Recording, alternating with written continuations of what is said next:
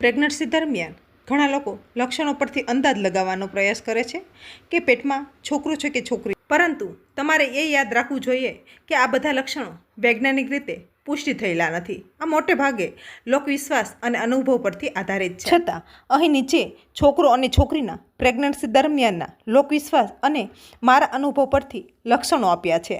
જો છોકરો હોય ત્યારે કહેવાતા લક્ષણો હોય છે કે પેટ આગળ તરફ વધે છે, પેટનો આકાર હોય એ ત્રિકોણ જેવો નીકળે છે. લોકવિશ્વાસ એવો હોય કે છોકરો હંમેશા આગળ એટલે પેટના આગળના ભાગમાં હોય છે, અને છોકરો હોય તો નાભીનો ભાગ પણ કાળો પડી જાય છે, અને નાભી હોય તે ઉપરની સાઈડ આવી જાય છે. અને માતાનો ચહેરો જોઈએ તો ચમકદાર અને વધુ ઉર્જાવાન દેખાય છે. અને જમવાનું પણ ખાટું, ખારું અને પ્રોટીનવાળું વધારે જમવાનું પસંદ આવે છે. અને પગ વધારે એમના ઠંડા રહે છે. પેટનું વજન આગળ વધે છે, પીઠ પર ઓછું લાગે છે.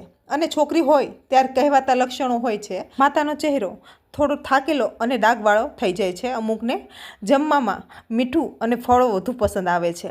અને છોકરીઓ હોય ત્યારે ઉલટીઓ વધારે થાય છે. પહેલા 3 મહિના સવારમાં વધારે ઉલટી થાય છે. વાળ નબળા પડે છે, માથાના વાળ પણ ખરવા લાગે છે, માથાનું મૂડ સ્વિંગ પણ વધારે રહે છે, અને ભાવનાત્મક બદલાવ પણ અનુભવાય છે. એટલે પગ ઊંચા લાગે છે, પગમાં વધારે થાક રહે છે. છોકરીઓ પગના ભાગ તરફ હોય છે. જે રીતે આ ફોટો તમને દેખાઈ રહ્યો છે તે રીતે જ છોકરીઓ હોય છે. અને ઘણા લોકોને પૂરા 9 મહિના સુધી પગમાં દુખાવો રહેતો હોય છે. તો ફ્રેન્ડ, આ બધી અફવાઓ અને માન્યતાઓ પર આધારિત છે.